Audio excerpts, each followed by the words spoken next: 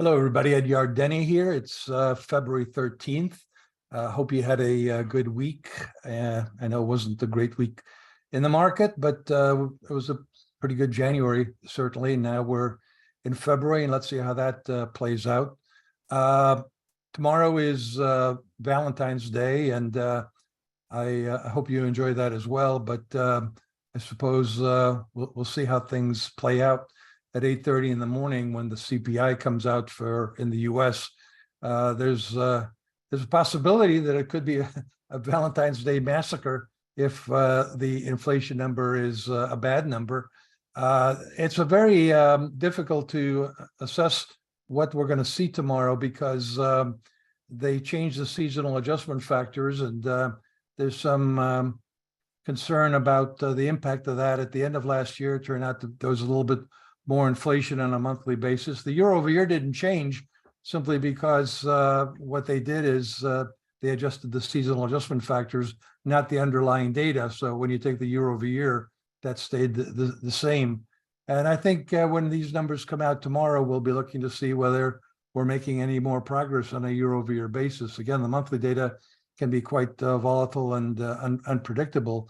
But in addition to the seasonal adjustment issue, starting with the January data tomorrow, they're changing the weights that the various components are there. And I think they're actually giving more weight to the housing related indicators, which we'll see how that what the data looks like tomorrow. But I think I have a big problem with the owner's occupied rent component, which is a very large component of the CPI, and it's kind of nonsensical.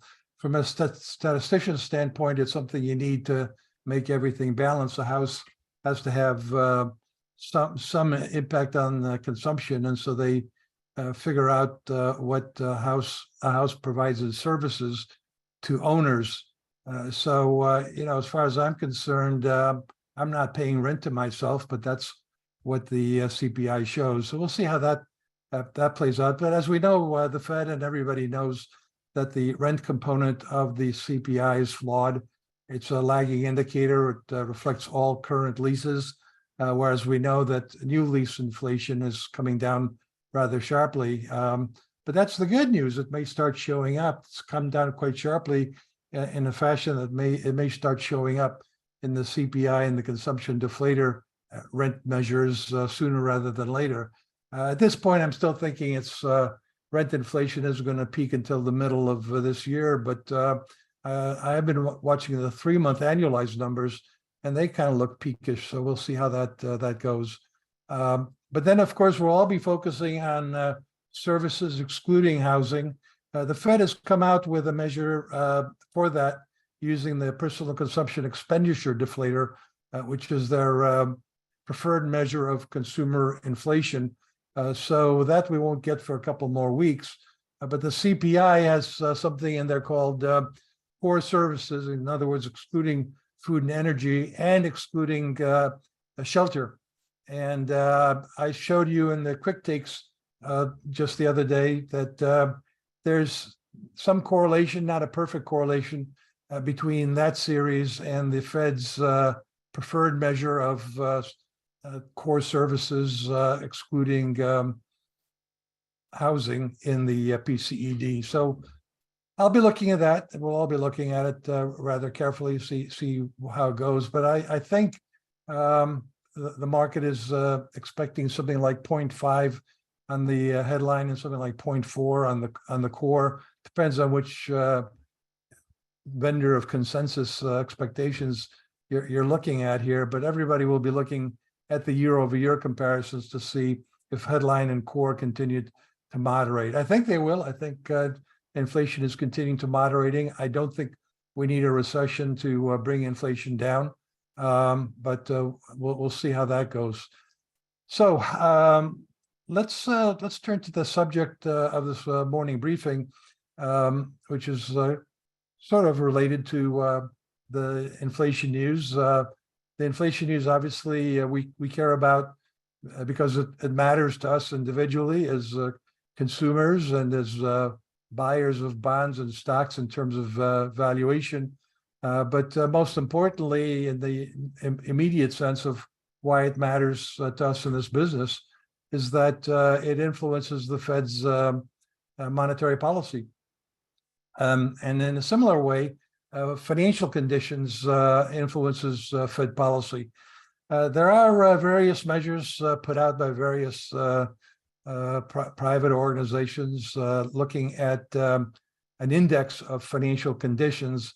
I'm not a big fan of those kind of indexes because they kind of mishmash a bunch of apples and oranges together, and I don't think it gives you a lot of insight. I'd much rather look, as I wrote, much rather look at the trees than the forest in this situation and look at the individual components that are relevant to financial conditions. But the reason it matters is because of late, in recent weeks, for the past few months, Fed officials have indicated that they are somewhat concerned that since mid-October or so, well, since October, let's say, we've seen the stock market have a decent rally. We've seen the bond market have a decent rally, and we've seen the dollar coming down. And those are all viewed as being signs that financial conditions are easing, and Fed officials don't like that because here they're trying to tighten financial conditions in order to bring inflation down, and they don't like to see that the financial markets are sort of offsetting their efforts here. Well, that's an interesting idea, but I don't necessarily agree with the logic. It seems to me that I would argue that the bonds have rallied partly because the perception in the bond market is the Fed has done enough. It could probably do 25 basis points twice in the next two meetings and get out to 5.25% without really changing the perceptions of the bond market. But I think the bond market's view and the yield curve view is that the Fed has done enough, and if they go much further, something will break. There will be a credit crunch, and therefore a recession. Now we have seen the bond yield come up in the since the payroll numbers. That first week in February had a lot of very strong economic indicators, and the bond yield has come up, and the 2-year has come up. So there is some kind of changing of the perception of what the economy is doing. Less risk of a recession, more risk of no landing, which was a subject that we've been discussing for quite some time. The Wall Street Journal picked it up in a Sunday piece on the economy. But when you put it all together, the concern is that my concern is that the Fed may very well be misreading the markets. The markets may actually be saying the Fed's doing a good job in bringing inflation down without causing a recession. Hence, stocks go up and bond yields go down. And if they continue to tighten to the point where they significantly increase the risk of recession, in that scenario, stocks will go down, and bond yields will go down too. The dollar, meanwhile, has strengthened again in the perception that maybe there's more tightening than was perceived by the markets ahead. I still think 225 basis point increases gets us to 5.25% by May. Then I think they kind of leave it there for a while, maybe through the end of the year, and see how it plays out. And I think it'll play out that inflation continues to moderate to 3 to 4% in this year, and that would clearly be consistent with where interest rates are now in terms of getting real rates to be more normal. Again, one of my pet theories here is that we are going back to the old normal, the good old days when the economy grew with inflation maybe not 2%, but more like 3%, maybe 4%, and where interest rates weren't zero. That's what I kind of miss. Is I don't want to go back to zero interest rates. I think that was abnormal. That was the new abnormal. I guess it was called the new normal. I called it the new abnormal from 2009 to 2021, let's say. So I think we're going back to the old normal where economy grows, inflation's maybe somewhat higher than 2%, at least for another year or so. And that in that scenario, we have more normal interest rates, which is a good thing. We want the capital markets to be allocating capital. We don't want the Fed to just be providing free money and creating distortions in the capital markets. Having said that, the bears have been saying that we've kind of got drugged on cheap money for so long that there's no way that we're just going to make this easy transition from unconventionally easy monetary policies to something much tighter than that, or more normal than that, I would say. And they might be right. They haven't been right so far. Things have held up pretty well. And I think the main reason for that is that the credit system is resilient. And as a result of that, the economy is resilient. Let's go to the videotape here. No, the still tape anyways. And let's share the charts. Let me take a swig here. It's water. So let's do our look at the charts.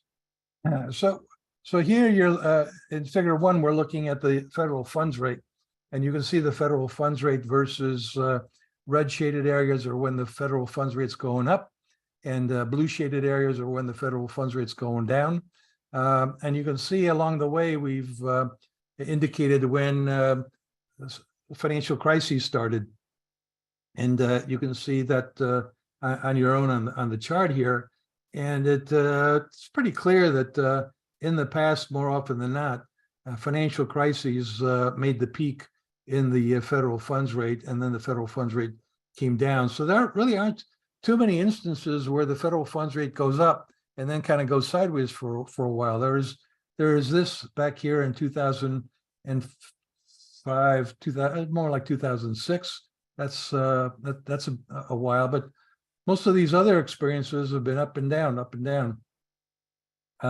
And here the Fed is talking about, in terms of their December forecast for the federal funds rate, they're talking about 5.25%, and then kind of hanging in there for about a year, and then gradually lowering it. That's what we see in their summary of economic projections for December. It's going to be fascinating to see what they put out in March, how radically different it will be, and there'll be a few more numbers before that happens. We'll see how it changes. I'm counting on it now changing very much. In other words, still being around 5.25% as their terminal Fed funds rate. Maybe they'll just indicate that they're going to feel like they have to keep it there longer, but we'll see how that goes. Figure 2 is the yield curve. Same story. The yield curve tends to invert during periods of tightening when the federal funds rate is going up. Tightening here is solely defined as whether the Fed funds rate is going up or down. I'm not throwing in here a QE and QT. That'd be kind of messy, and I'm not quite sure how I would do it. Maybe I'll think about it, but this works pretty well. It shows that historically the yield curve tends to be the most negative right around financial crises. And that's when the Fed starts to ease because they've over tightened. What happened in the past is financial crises would quickly morph into an economy-wide credit crunch. We've discussed this before, and in that economy-wide credit crunch, even good borrowers wouldn't be allowed to would have trouble getting access to credit.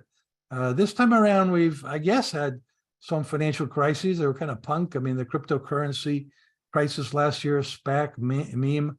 I mean, I think the bond market was quite a crisis. You could argue that that was a bubble inflated by the central banks, and that going from 0 to 4 to 3.5–4% is quite a bursting of that bubble. So that's sort of a financial crisis. There certainly has been a lot of wealth destroyed in the stock and bond markets last year.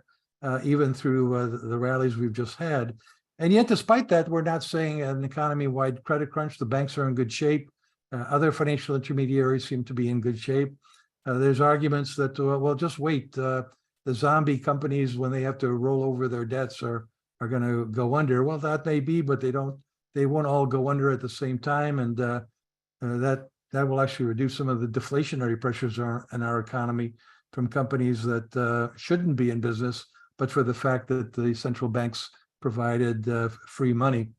So here we are again with an inverted yield curve, and if history repeats itself, it should be signaling pretty clearly that the Fed's tightening cycle is almost over. It doesn't look like it lasted very long, but that's because they went from 0 to probably 5.25% in basically a year.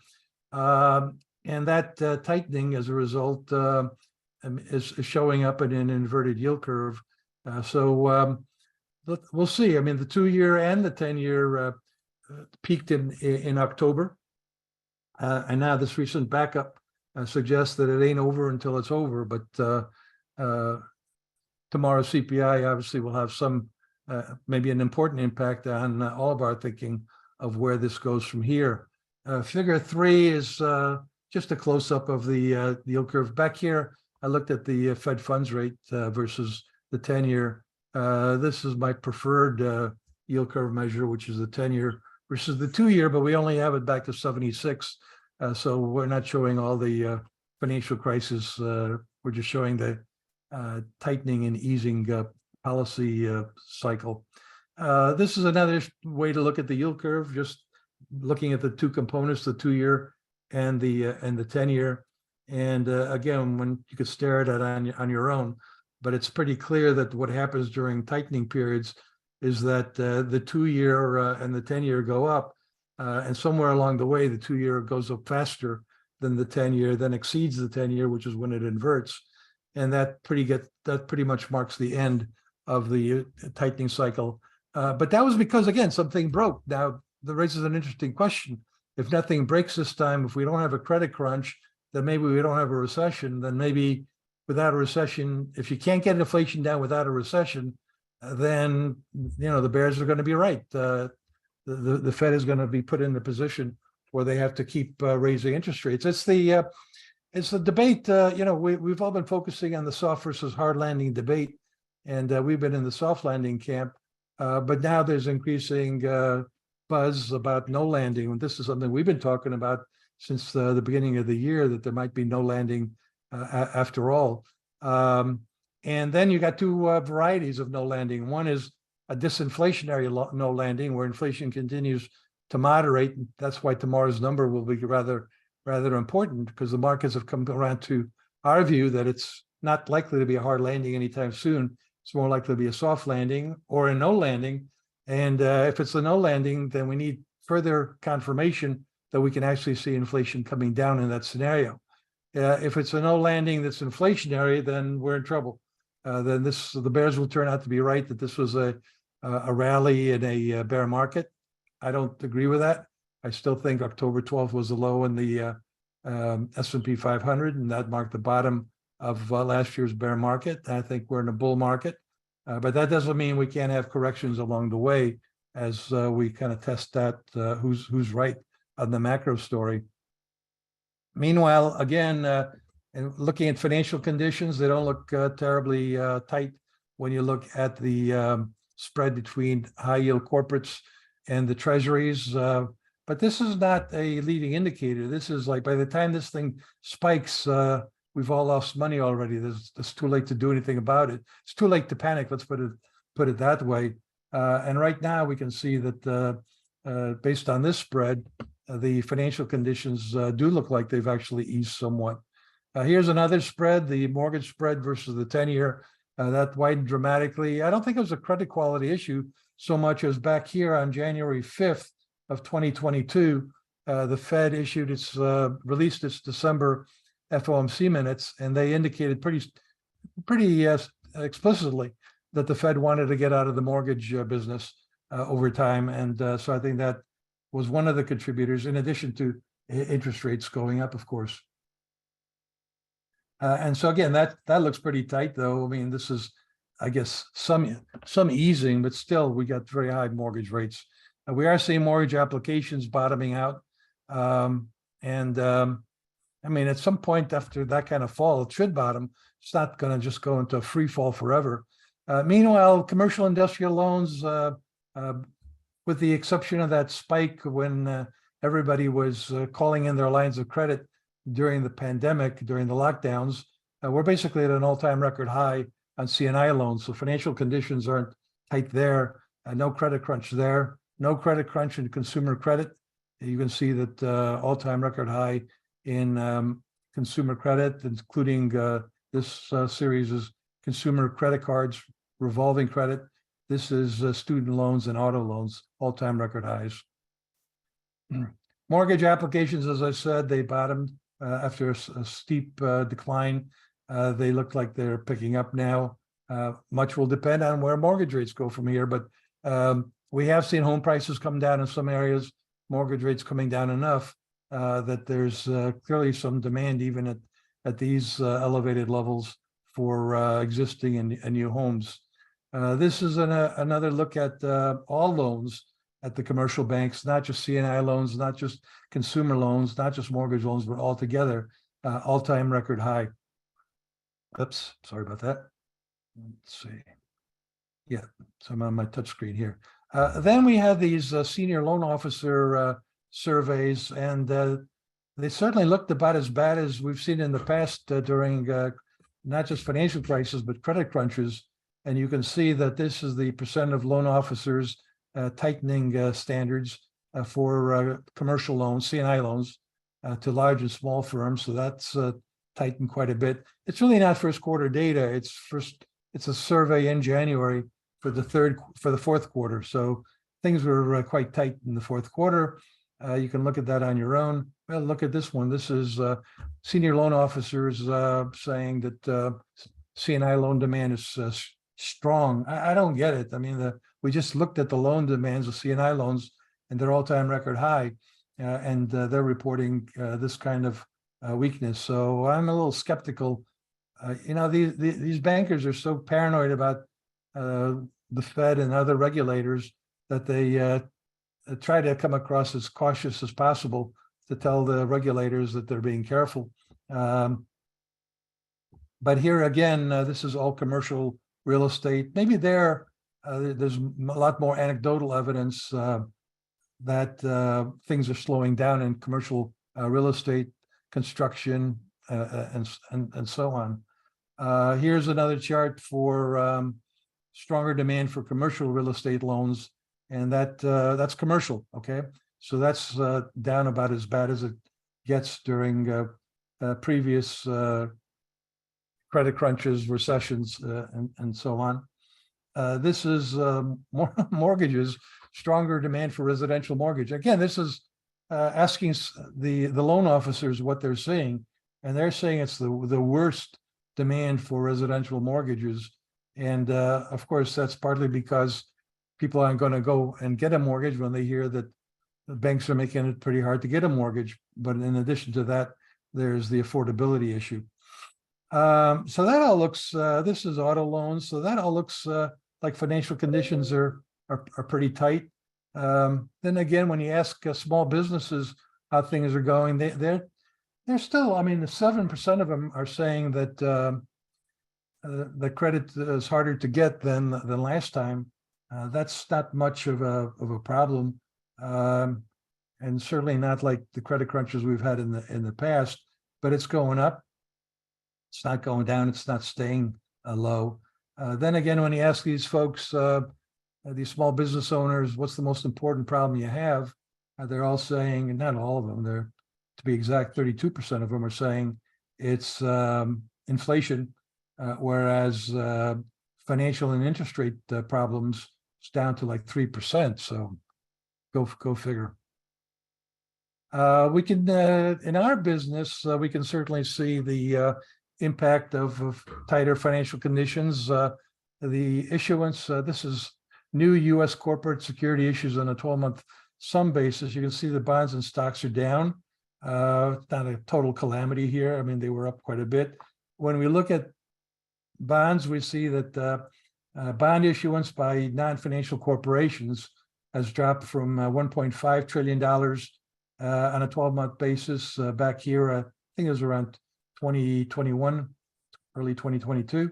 And then now it's down to about almost half a trillion instead of 1.5 trillion.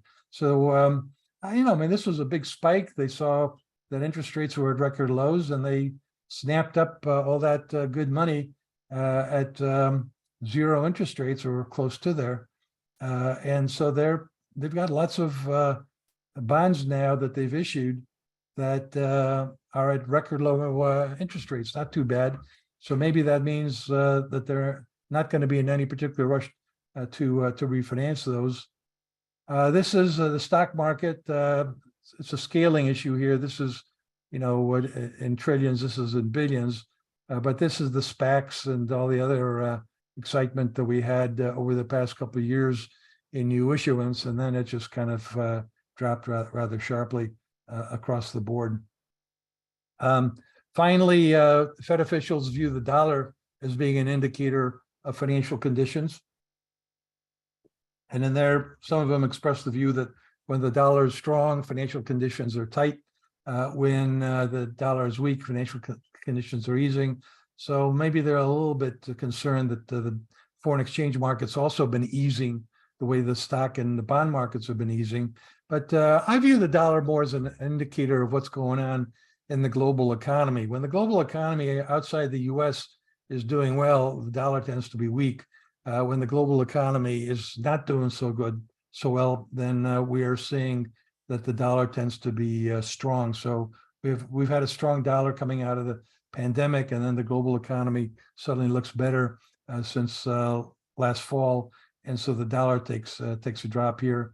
This was a period when the dollar was very strong during the high-tech boom that we had in the US. The rest of the world wasn't doing as well. Then we had the BRICS, the China and all that, and the dollar was weak. So I have a different interpretation of what the dollar actually is referring to. I have one question so far on the board here. We got a few minutes, so if some of you want to throw a couple more questions at me, we'll have time. The question here is from David. Do you think real interest rates resume an old normal of 1 to 2%? Well, let's think this out. If in fact I'm right and inflation comes down to 3 to 4%, and we've got interest rates basically, well, and the short rates are above 4%.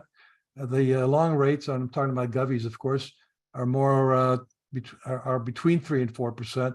That certainly suggests that the Fed has made a lot of progress in raising real interest rates, not only by staying, but not only by pushing nominal rates up, but also because inflation certainly looks like it's peaked in the summer of last year and is moderating back down closer to close that gap between the nominal rates and the inflation rate. So I think 1 to 2% is conceivable. I don't know that it's going to happen this year, but beyond that, it's possible. Well, I don't see any other questions. We have our usual large audience, so maybe I just covered a lot of the subjects that you're interested in. Anyways, look, have a great Valentine's Day. Let's hope it's not a Valentine's Day massacre. Anything is possible in this business, but if it is, you probably hear me coming out and telling you it's probably a buying opportunity. I don't react to one number. I mean, I react to it the way all of us react to it, but it's in the context of a kind of a bigger picture. And have a good week. And I don't think we're not going to do this on Monday, President's Day, but we'll probably do it on Tuesday next week. Thanks again.